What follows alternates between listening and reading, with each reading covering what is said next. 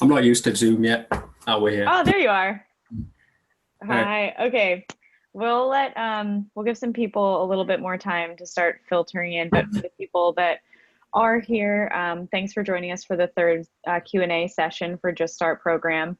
As a little reminder, we only have an hour today, so we'll get through as many questions as we possibly can. And then there's another Q&A session today at 3 p.m. Pacific time, 9 a.m. on Thursday at Pacific time, and then Thursday at 3 o'clock p.m. Pacific time. So if you don't get your questions answered today in this session, feel free to join us for another one. And today we have Adam Morris, one of our experts, helping us out. So if you guys want to start submitting questions, Adam will get us started. Yeah, happy to be here. It's good we've got so many people as well. That's real good. Yeah.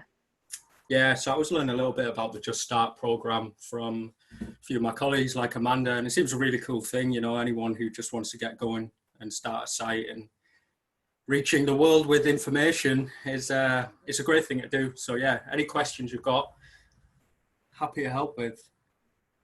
Okay, got a good one.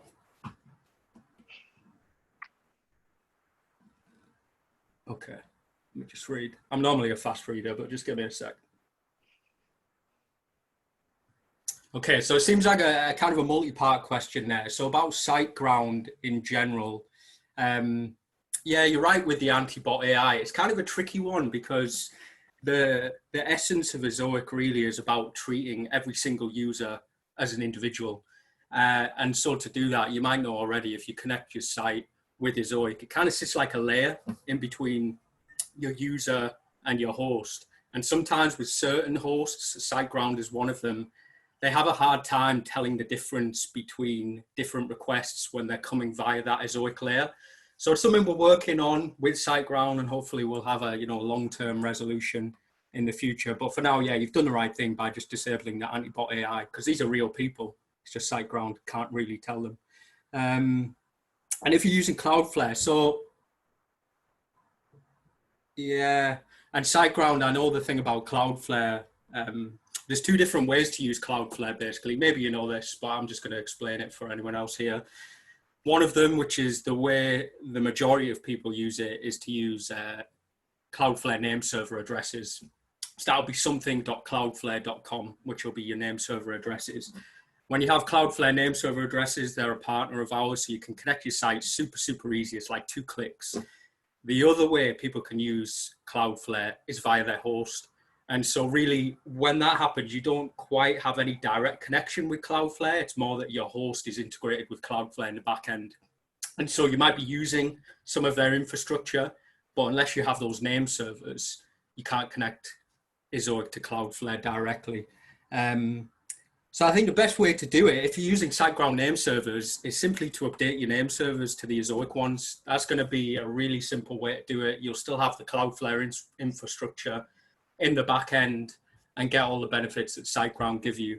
As long as that anti-bot AI is turned off, really, that's the main thing that is a blocker if you're using SiteGround. So yeah, my recommendation, just update your name servers as normal. And Cloudflare will continue working because that's all done on the SiteGround side. Unless I'm missing something, unless you've been told something else. Hopefully that answers your question. Any Google update? So can you clarify a little what you mean by Google update? Because they put out a lot of updates, so it's kind of hard to know, you know. Because there's algorithm updates. Are you welcome, Trina? Glad I could help. Yeah, they've got like algorithm updates, and there's been a few lately with they released a whole load of web standards, so you might have heard them, or you might see them in your search console. Let me see. I'm not sure what you mean by that, Carita. Maybe you have a more up-to-date knowledge than me. If you can give just a brief synopsis, it's not really triggering any recollections of mine, but I could check it out.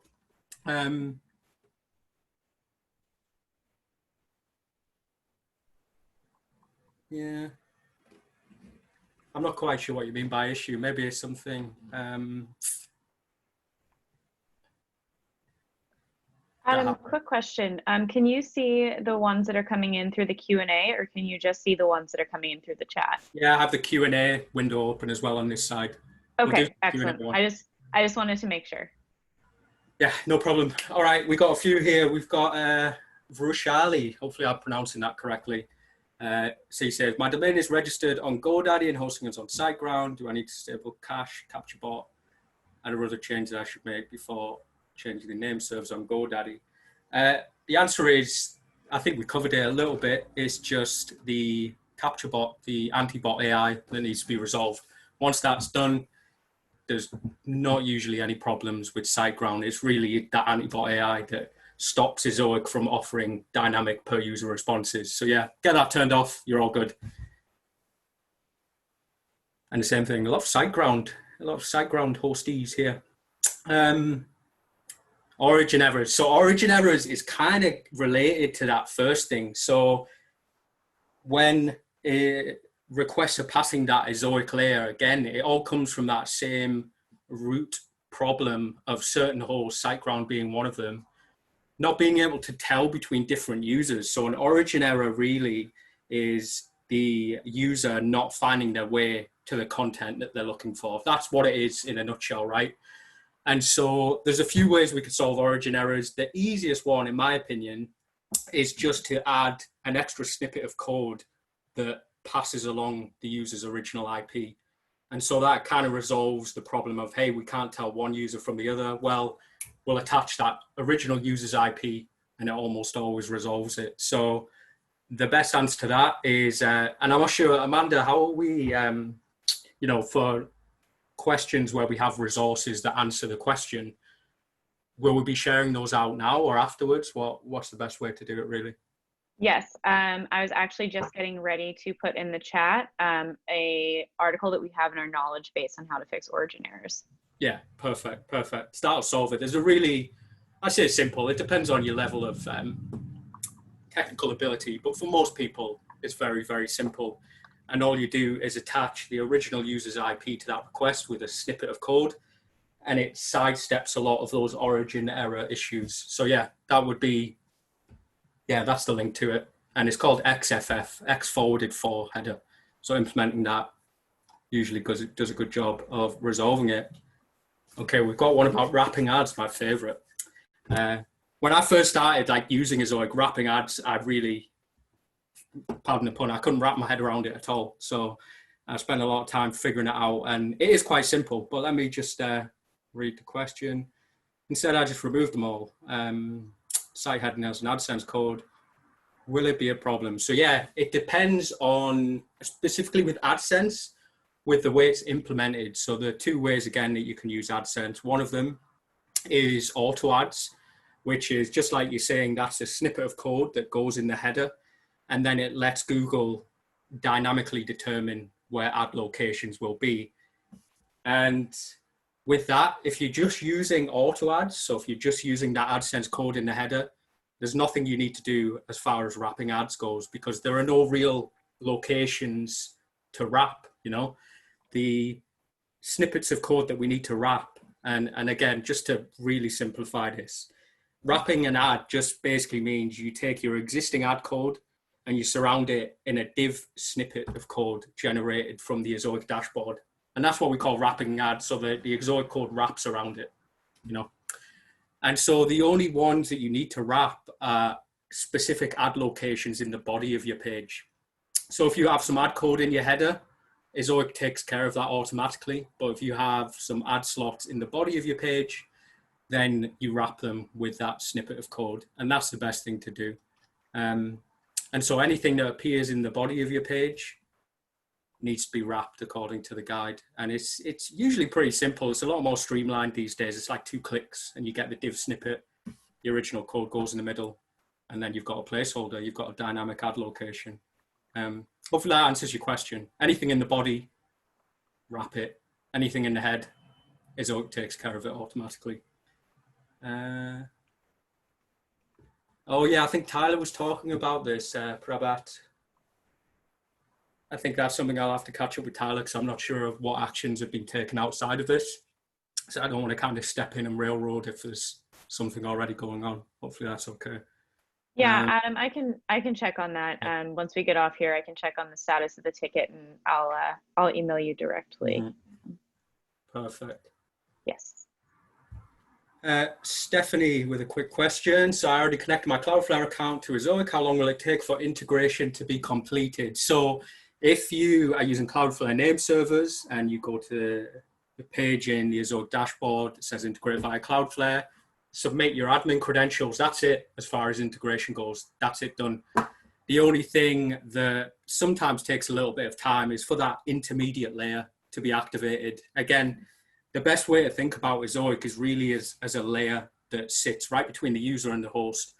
And that's where all the magic happens. So it means you don't really need to make any source code changes. You don't need to do anything really fancy or technical to get these optimizations. It's as requests pass that layer, all the Ezoic big brain thinking happens. So the only thing that sometimes needs a little bit of intervention is for that layer to be turned on, to be activated, because otherwise requests just carry on as normal. So we could check that for you afterwards. It should happen automatically is the short answer.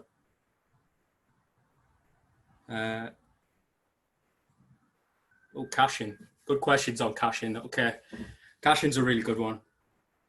Do I need to use separate caching plugins available out there? WordPress Fastest Cache, WordPress Rocket, W3 Total Cache, or can I just use Ezoic CDN and caching? Is that enough to make my site serve faster? The short answer is all of these site speed optimizations are already done automatically on the platform. So most often what happens is people have lots of different WordPress plugins, right? And you've named a few of the most common ones. And these, I mean, I don't want to undermine anyone's hard work, but the developers of these plugins do things with varying degrees of sophistication is probably the simplest way to put it. Some of them really don't do anything very good at all. And so my most common recommendation is let Ezoic handle it. This is something that we've built from the ground up that actually works to serve your site faster for real people. It's not about arbitrary scores in a test that no one really cares about. It's not about gimmicks, The whole point of Ezoic is to make your site as fast and as productive as possible for users, because we know that long term, your revenue and your site growth really depends on the experience of your users. And speed is one of those factors, of course. Personally, I don't think speed is the most important factor when it comes to user happiness, but some people do. And some people really want a fast site. So if that's what you want, I would recommend disable any WordPress plugins that you've got to handle site speed, because they're just going to conflict with Ezoic and quite often paradoxically slow your site down when you connect with Ezoic. Let Ezoic handle it. Do the standard settings. If you really want to get fancy with it, we have the Site Speed app, which does some really cool things. But yeah, by default, you don't really need to mess with any of those additional plugins. They're just going to more than likely waste your time. It's my honest answer. Okay, Roshali with a question. I used to use manual Google AdSense snippets. These have been completely removed from all locations on my website. I just have the code on the website. Yeah, so to clarify, if you're using the auto ads code in the header of your page, you don't need to do anything with it. You can just absolutely leave it as it is.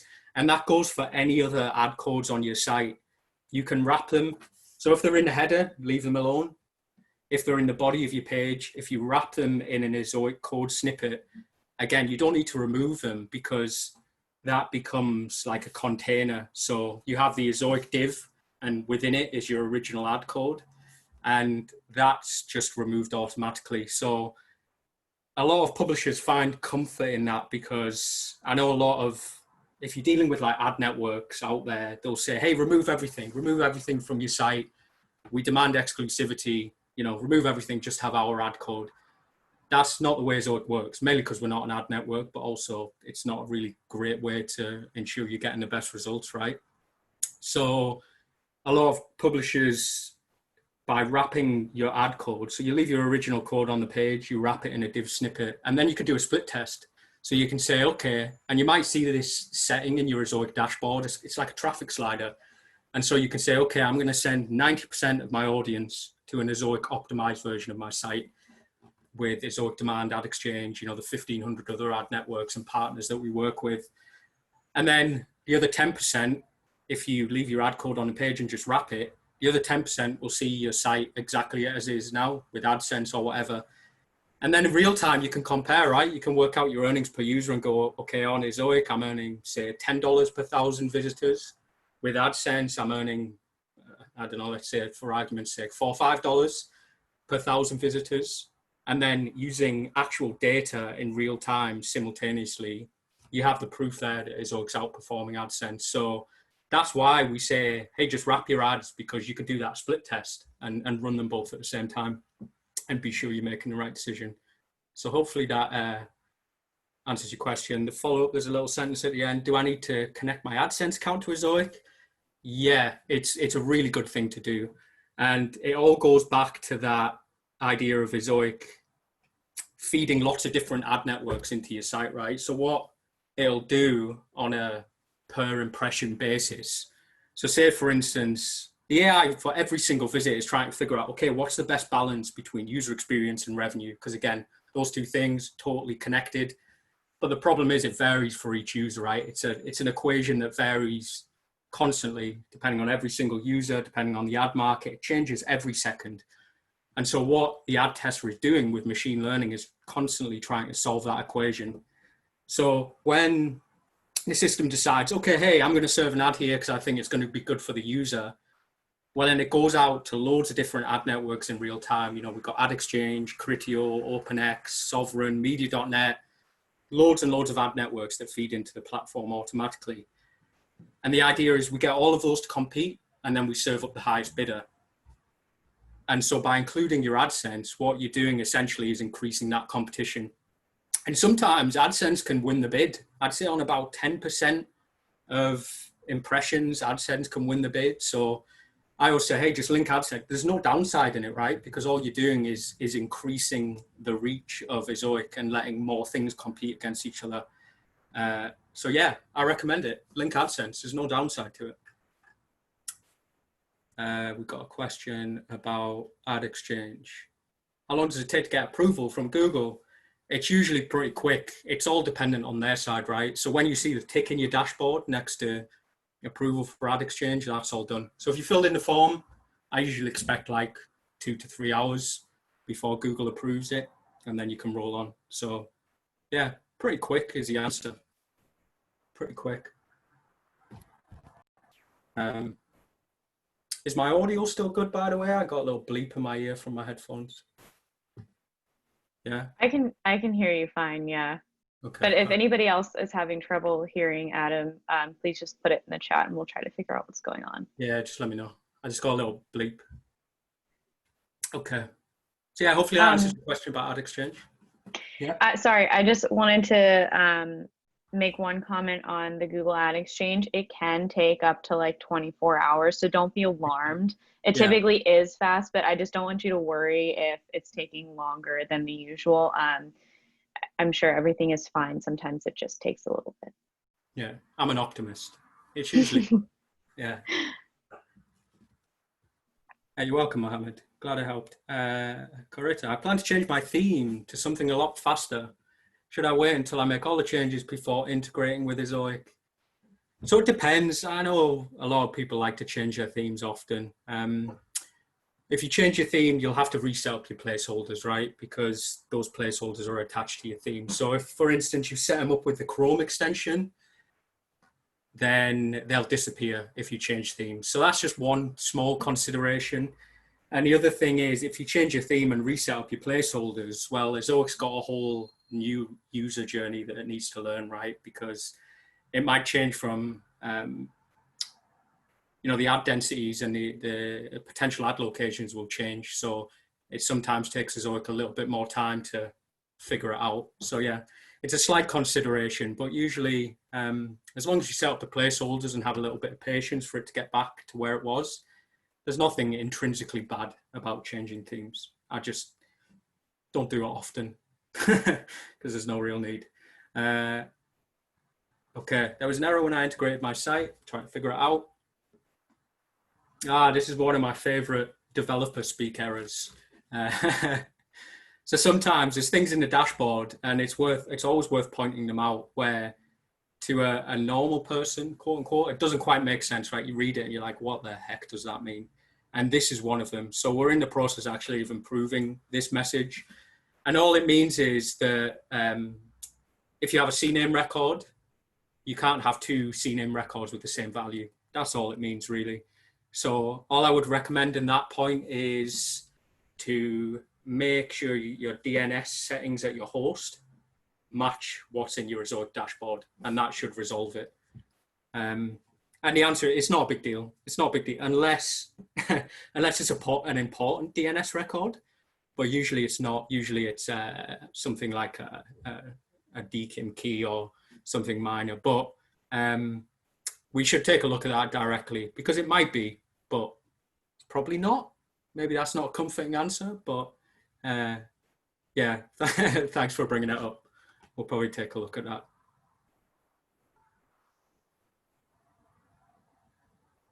No problem. Yeah, DNS records is one of those things where all it needs to do is match your host settings, because again, it all goes back to that idea of Ezoic sitting between your user and host. As long as Ezoic knows where to point on the requests, then it's all good. And that comes from having the right DNS settings. So yeah, as long as they match, all good. And then tested everything with the extension. If the extension is working to let you add placeholders, that means your DNS settings are correct, basically, because it knows where to attach and where to make the call to. Yeah.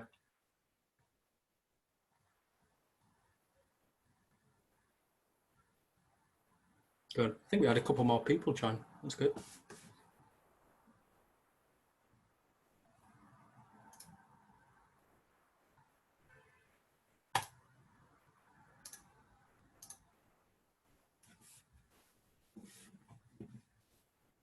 Just checking. So maybe you can answer this, Amanda. I'm curious about what kind of stage we're at with the Just Start program. So for instance, the people here, I'm presuming they're not live yet with the system. Things are still in setup? What kind of place in the setup are we? So everyone's a little bit differently. So the program, we've tried to educate people as much as we could to allow them to successfully set up on their own. Of course, there's going to be like hiccups and stuff, which is why we wanted to do these Q&As, just try to get some support for people who might still be having trouble. But we are creating all the accounts manually. So it's taking a couple days after people pass the final test, after the courses, to get them an account set up. And then they get a notification and they can get started with using Ezoic and integrating and all that good stuff. So it's kind of different for everyone, since we're only getting to so many each day, since it's a manual creation. We're kind of doing them in batches as fast as we can. So some people are ahead of others, and yeah, there's no, I guess, concrete phase for everyone at the moment. Yeah, some people really power through it because the actual setup can be done really quick. It's the part that takes a little bit of time to get your head around, is to really understand that Ezoic is not like anything else out there. And I realize that sometimes that sounds like marketing speak, right? When I first joined Ezoic like 3-4 years ago, I'm like, hey, Ezoic's different. I was like, hey, of course you are. But it really is. So having a little bit of understanding of the way the system works and overall patience, if there's one bit of advice I can give, it's just patience. Patience to get things set up right, to give the system a little bit of time. But those people that really do invest a little bit of time to understand, get a good setup, and work with people at Ezoic like Amanda who are willing to help, they see amazing results. Like it's a great platform. I use it on my own sites. So yeah, big fan while it's also working for them. Can I apply to Google Ad Exchange without having a Google AdSense account? The answer is yes, because Ezoic is a Google partner. So we basically vouch for you as a respectable website. So that's why we have, for instance, platform quality checks and a set of requirements, because Ezoic is a partner. And so when you're applying to Ad Exchange, you don't need an AdSense account. It's good if you have an AdSense account, but it's not a necessity. When you apply, you basically become a child account under Ezoic's umbrella. So we say, hey, this is a good site. We think they should get access to premium ad networks and premium demand. And so, yeah, that's all you need really is approval from the platform quality team that says, you know, you're a good site. Hopefully that answers your question.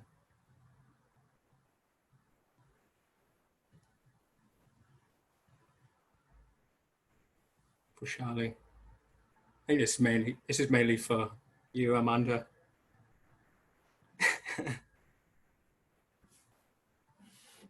It's no problem. It's good. Honestly, the thing I enjoy most is really helping publishers. You know, we help a lot, and the ones that are willing to learn and just, you know, ask questions, that are inquisitive, that are willing to try new things. Like I've got all day. I could be here all day if you guys had enough questions. I don't think you do, because I think you're getting a really good education from Amanda and the team. But yeah, happy to be here on a lovely. I'm in the UK, by the way, in case you didn't figure it out from the accent. But yeah. Okay, quick question. Will Ezoic show ads throughout the whole website? I place placeholders only in the articles in the sidebar. So you can tell exactly where Ezoic might show ads by looking at where the placeholders are, right? So go on, activate the Chrome extension. If you see placeholders in the sidebar, those are the potential ad locations. If you see in content, those are the potential ad locations. There is an extra setting, so we call it AI placeholders, and it's something we've been working really hard on, because quite often, and you might have figured out yourself, right, getting a good placeholder setup takes a little bit of time, and not everyone is willing to invest that.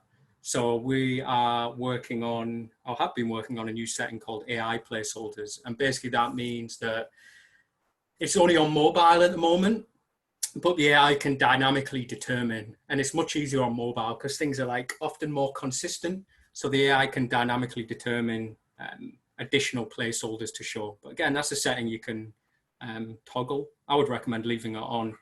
And when you're setting up placeholders, the system will look for similar entities across similar pages. So for instance, if you add a placeholder to the third pdiv, so the third paragraph div on a page, then when it does that like spinny cog thing, the green screen, it's looking throughout your whole site, looking for similar pages. When it sees one, it'll go, okay, hey, you've got 4 pdivs on this page. I'm going to also attach a placeholder to the third pdiv on this page. So that's the idea really, because it's about optimizing the entire session. So the way that ads interact with the user and encourage them to stay longer or click through more pages is really, really key. Because for instance, if you really took a very simple approach to monetization and just went, okay, I just have one page, I just want to make max revenue from it. Like the common sense approach, not the correct approach, the common sense approach would be like, hey, let's just put loads of ads on that one page, right? But what might happen there, well, what will definitely happen is 2 things. One is that your user will probably end that session prematurely, right? They'll either be turned off by too many ads, or they'll click an ad early when otherwise they might have stayed through and clicked through to 2, 3, 4 pages. So instead, if you flip that, stop thinking about the page, think about the entire user session and how you can get max value from the user session. And that is by figuring out, okay, on every single page, there are places where ads can show. And so, for instance, a user coming from Google to your site, if they click through on average 3 pages, like a brand new user clicks through 3 pages, when the Ezoic system can figure out over time, okay, a user like this often clicks through 3 pages. So we should save the most impactful ads, you know, the ones that they'll click on, to the end of that user session, because otherwise you just wasting your own page views, right? If you have a user that clicks through 3 or 4 pages, they're gonna earn you way, way more than a user who only visits 1 page. Even if that 1 page might have technically more ads, thinking about that whole session, maximizing that whole session, impressions, revenue, user experience, that's the point. So the system needs to be able to see. So yeah, ideally throughout the whole site. That was a long-winded answer to a short question. Yeah, and there's a link about AI placeholders. It's pretty cool, actually. It's a pretty interesting thing that the team have done. And ideally, in future, what we're aiming for is that no one will have to manually set up placeholders once the system gets smart enough, right? It will hopefully just be 1 click, and all you have to take care of is content. That's the long-term vision, That's what webmasters are good at, is creating content, not messing with plugins and messing with anti-bot AIs and, just create content and Ezoic will do the rest. That's the idea.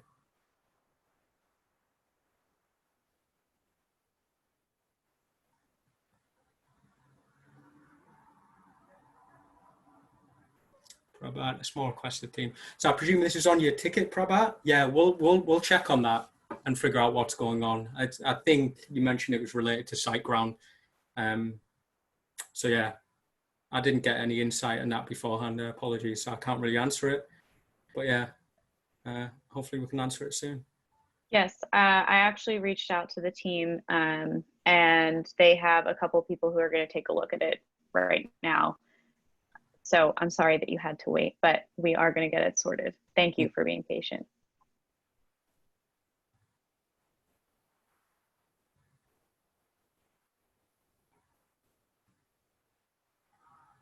Cool. I'm trying to think what else will be useful for people to know.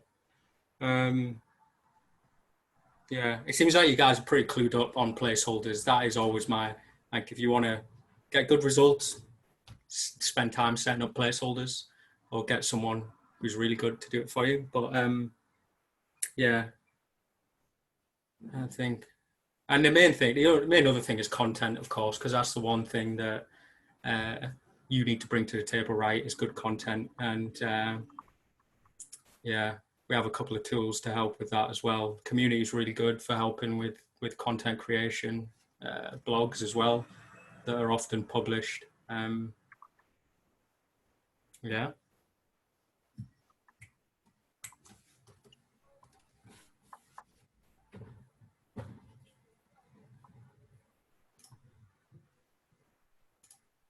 We can give it a few more minutes to see if anybody else comes up with additional questions. I'm glad we haven't lost anyone. That's probably a good sign. No one's sick of the sound of my voice. I'm glad. It seems like this has been really helpful for everyone. And Adam, you're so thorough that it's great to have you answering these questions for them. Yeah, no problem. I've done this a few times, answered questions about Ezoic, as you can probably tell. Yeah, it occupies a lot of space in my brain, so it's sometimes good to just get it out. It's like a therapy session, just talk about Ezoic,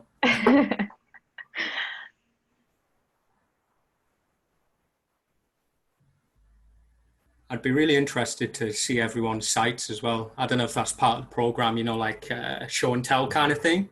Like see everyone's sites, that would be really cool. Ooh, that would be really cool. If people are interested in that, let us know, because that's something we can definitely set up within the program. That might be kind of fun. Yeah. We get to do oh yeah, okay, sure. That's a great idea. Yeah. That'd be fun. Take a little break from all of the educational parts and just do a little show and tell. I think that'd be nice. Yeah. Good. I do get a lot of inspiration from other people's sites, even if it's just little things, like how long is the title, or how long is your first paragraph, or do you use subheadings? Do you not use subheadings? Do you use a left sidebar or right sidebar, or both at the same time, Show and tell. Trina's on board and Coretta's on. Oh yeah. It looks like we have a couple people interested. I'm definitely going to bring that up. See if we can get that going. We'll give everybody a chance to obviously get their sites, settled with Ezoic and everything. But I think that'd be awesome. Yeah. Be really cool.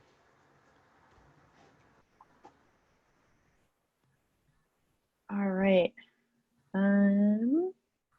If no one else has any more questions, oh, we have another one that just came in. Still can't access. Do you mean WordPress admin, Alexis?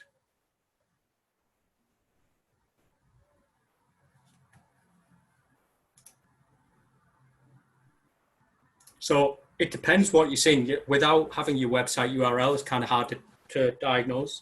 But if you're seeing that robot page, it's like a white page with an orange, like, hey, robot, and the capture box, then the anti-bot AI is still on, and that's what's blocking you from accessing your WordPress admin. So if that's still happening, I would just give SiteGround a little nudge and be like, hey, is this actually turned off? Because I've had it in the past where they say it's turned off, but actually doesn't happen for a little while. So sometimes like a little nudge through their online chat widget just gets the job done. So yeah, if you're still seeing that robot page, the thing's still on.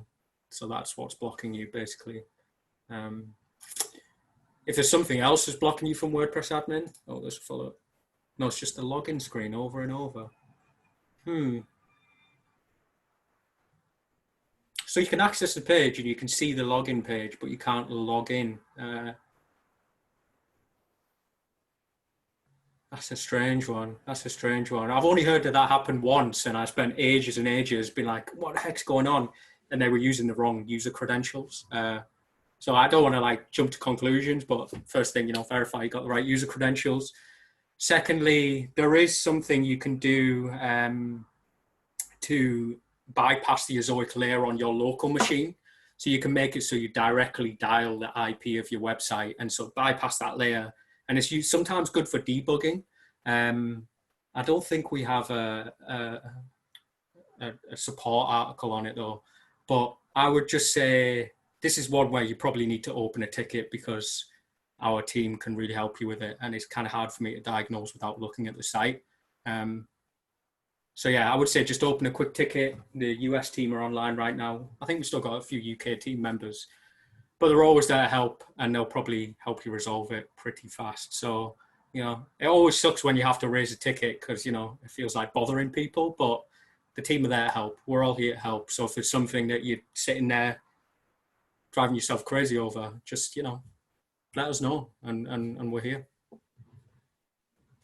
Oh, perfect. Piper's great. She'll take care of you. Piper knows more than me. You're in safe hands. Yeah, and just so everyone on here knows too, I know that throughout the program we said to not go to support or open a ticket. That was just because we were trying to get through the educational portion. But now, if you are stuck on something, like Adam said, we're here to help, and that's what the support team is here for. So you can absolutely go to support.ezoic.com, and that's where our knowledge base is. So we always recommend that you check out our knowledge base first. Go through, see if you can find answers to whatever issues you're having. And then if you can't and you've tried to troubleshoot, please reach out to support and someone will help you. I don't want you guys to feel like you don't have support. It's just that we're encouraging everyone to try to do it as a DIY thing first, just because it's so important and impactful to have all the knowledge on Ezoic and learn sometimes even the hard way, because then in the future you're like a master at troubleshooting anything that might come up and just knowing how to best use Ezoic, and it's powerful. So we just want to make sure everyone has the knowledge to make the most of it.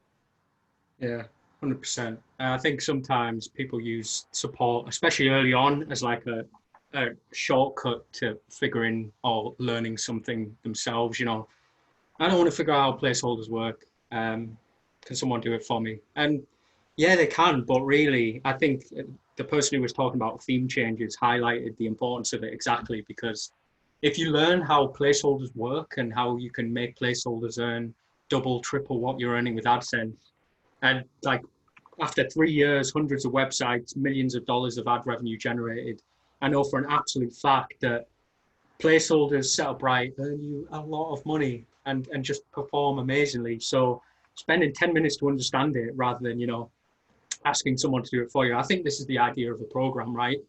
It's just going to make it so if you change themes, and you know how to do placeholders, well then, heck yeah, change themes if you want. That's what you can do. But knowing how to get the best out of a Zoic yourself is really awesome. So yeah. But on the flip side, if you have literal technical issues, like yeah, ask for help. Ask for help. Yes.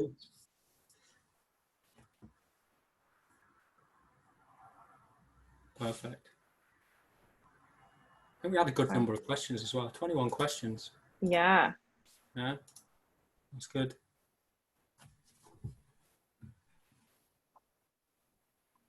Okay.